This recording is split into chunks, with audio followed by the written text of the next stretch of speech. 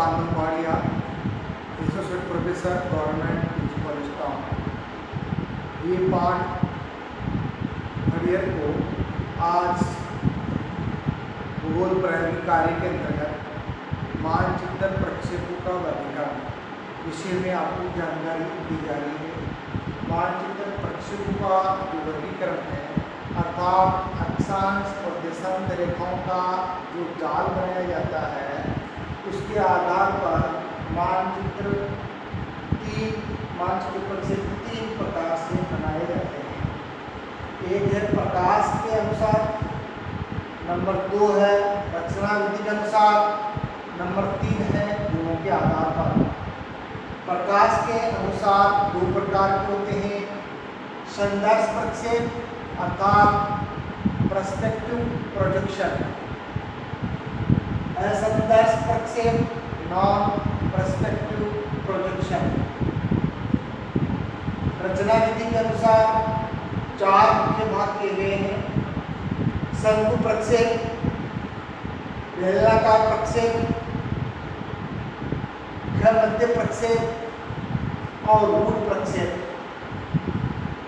मध्य प्रक्षेप को ही अपनी स्थिति के अनुसार दो भागों में बांटा गया है, प्रक्षेपण तल की स्थिति के अनुसार और नेत्र की स्थिति के अनुसार।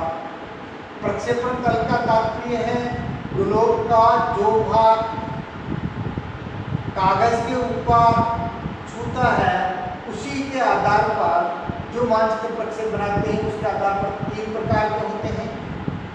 ध्रुवीय मध्य प्रक्षेप, वो प्रक्षेप जो कागज के ऊपर ध्रुवीय क्षेत्र को ही छूता हुआ बनाया जाता है।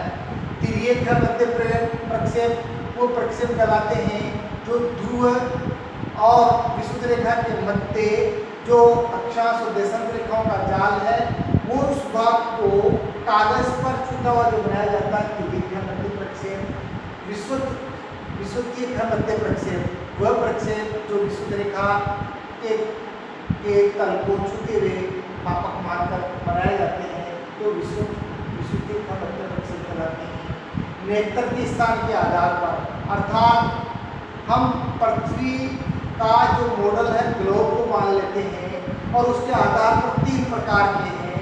एक कहलाता है केंद्रक ध्रुवीय मध्य प्रक्षेप, वो प्रक्षेप कहलाता है जो ग्लोब के बीच में से जो प्रकाश की किरणें चारों तरफ निकलती है उसको केंद्रक ध्रुवीय मध्य प्रक्षेप कहलाता है। त्रिविम दूसरा है त्रिविम ध्रुवीय मध्य प्रक्षेप, वो प्रक्षेप त्रिविम ध्रुवीय मध्य प्रक्षेप कहलाते हैं जब हम किसी एक ध्रुव से हम पूरे जो ग्लोब को देख रहे हैं उसको त्रिविम ध्रुवीय मध्य प्रक्षेप कहलाते हैं।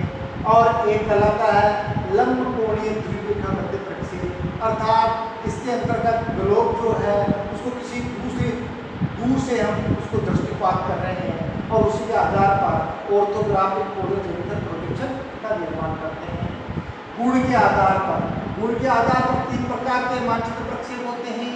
यथा आकृतिक मानचित्र प्रक्षेप अर्थात जो आकृति ग्लोब पर है वही आकृति मानचित्र में होती है वो यथा आकृतिक प्रक्षेप कहलाती है। मध्य प्रक्षेप से बेलनाकार प्रक्षेप, समक्षेत्र प्रक्षेप, ऐसे मानचित्र प्रक्षेप जिनका क्षेत्रफल जो होता है क्षेत्र जो होता है वो एक समान क्षेत्र होता है, यानी कि ग्लोब पर और मानचित्र प्रक्षेप पर जो क्षेत्र है वो समान क्षेत्र होता है, उसको समक्षेत्र प्रक्षेप कहलाते हैं।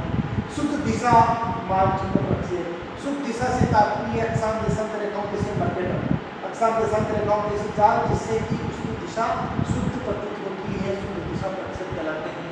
तो प्रकाश के आधार पर जो होते हैं वो 2 प्रकार के होते हैं, संदर्श और असंदर्श। संदर्श प्रक्षेप वो प्रक्षेप कहलाते हैं जो हम किसी भी प्रकाश की सहायता से मानचित्रों को जो बनाते हैं उसको संदर्भ प्रक्षेप कहते हैं। इन प्रक्षेपों की रचना अक्षांश वृत्तों तथा यामुद्रों के जाल पर किसी निश्चित बिंदु से प्रकाश डालकर उसकी छाया को किसी समतल सतह पर स्थानांतरित करते हैं। इसके पश्चात पेंसिल अथवा फोटोग्राफ के द्वारा अक्षांश वर्तुलों तथा यामुद्रों की इन छायाओं का स्थायी चित्र प्राप्त कर लिया जाता है। तो इस प्रकार के जो प्रक्षेप है उसको हम जो है बेलनाकार प्रक्षेप, इस प्रकार के प्रक्षेप होते हैं, इन्हें ज्यामितीय प्रक्षेप भी कहते हैं। दूसरे जो प्रक्षेप है वह है असंदर्श संदर्श प्रक्षेप। वह असंदर्श प्रक्षेप वो कहलाते हैं कि जहाँ जो संदर्श प्रक्षेप है उस संदर्श प्रक्षेप को ही गणितीय विधियों के द्वारा आवश्यक संशोधन करके और मानचित्र प्रक्षेप असंदर्श प्रक्षेप कहलाते हैं। अर्थात उनकी जो रचना जो होती है वो शुद्ध दिशा और समक्षेत्र यथाकृति आदि के आधार पर इनको गणितीय विधि के द्वारा बना लिया जाता है, तो ऐसे असंदर्श प्रक्षेप कहलाते हैं। रचना विधि के अनुसार जो बनाया गया है वो रचना विधि के अनुसार 4 प्रकार के प्रक्षेप है। शंकु प्रक्षेप, बेलनाकार, मध्य और रूढ़ प्रक्षेप। इसके अंतर्गत शंकु प्रक्षेप जो आते हैं, शंकु प्रक्षेप वो प्रक्षेप कहलाता है जो हम कोई भी एक शंकु बनाकर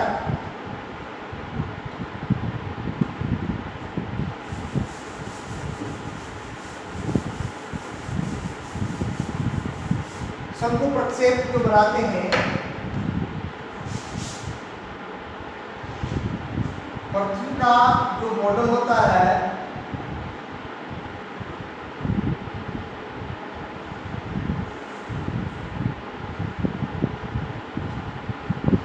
वो ग्लोब होता है और ग्लोब की ही आकृति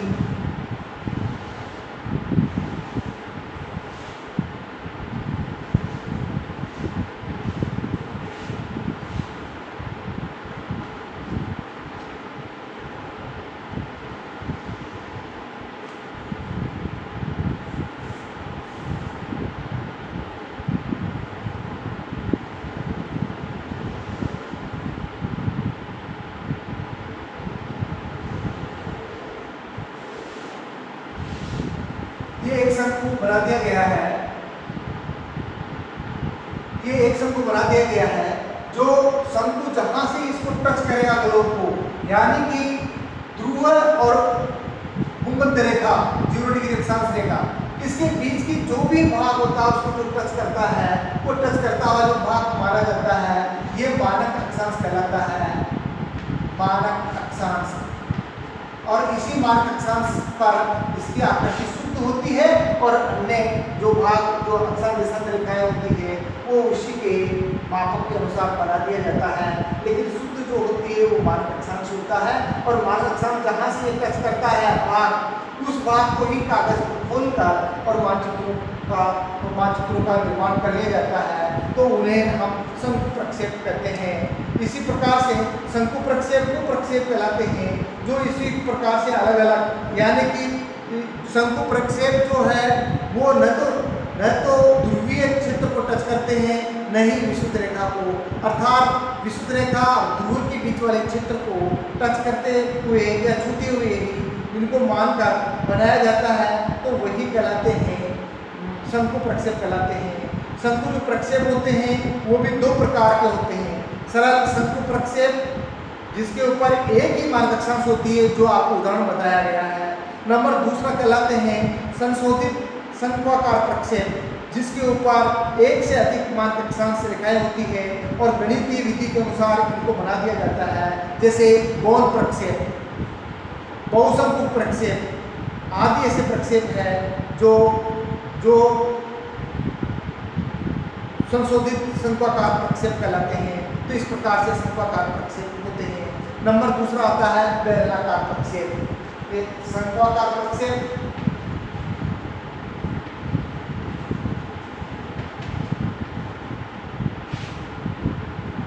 और बेलनाकार।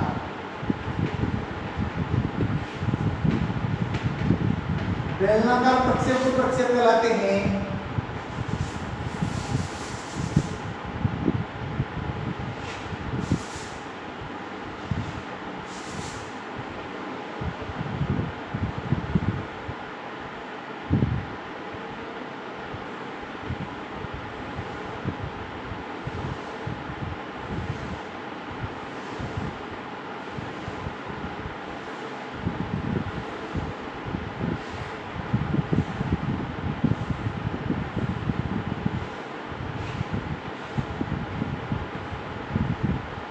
बेलनाकार प्रक्षेप कहलाते हैं तो कोई भी एक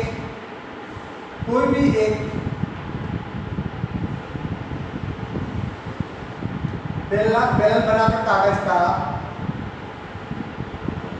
जो भूमध्य रेखा को जो छूते हुए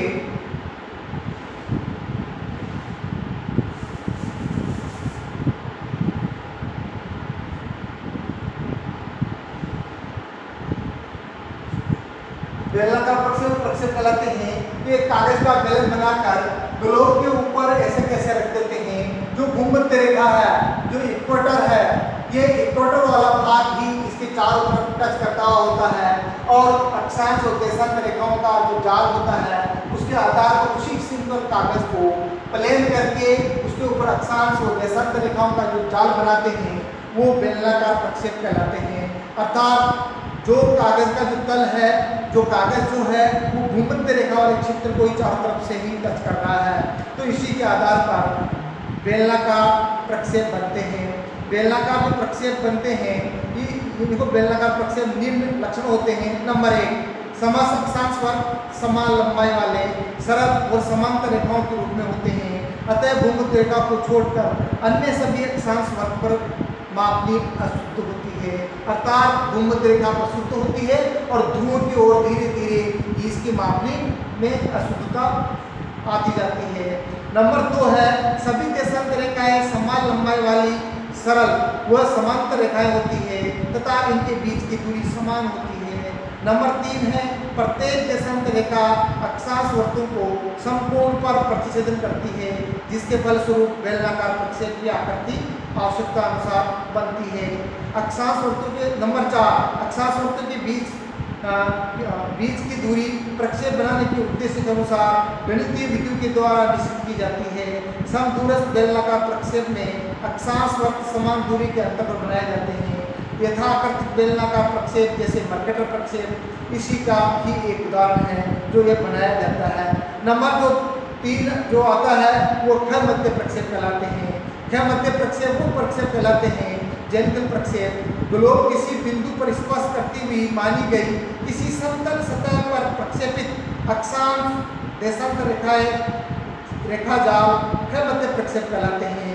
ख मध्य उस बिंदु को जहां प्रक्षेपण ग्लोब को स्पर्श करता है प्रक्षेपण केंद्र कहा जाता है तथा जिस बिंदु पर प्रकाश की कल्पना की जाती है उसे नेत्र के स्थान की कहा जाता है। तो इस आधार पर नेत्र के स्थान के आधार पर भी इसको 3 भागों में बांटा गया है। नौमौलिक या केंद्रक मध्य प्रक्षेप, त्रिविम स्टीरियोग्राफिक प्रोजेक्शन और नंबर 3 लंबकोणीय या ऑर्थोग्राफिक प्रोजेक्शन। तो इस प्रकार से इसके 3 अलग अलग रूप में बनाया गया है। ये कल आपको विस्तार से बताया जाएगा।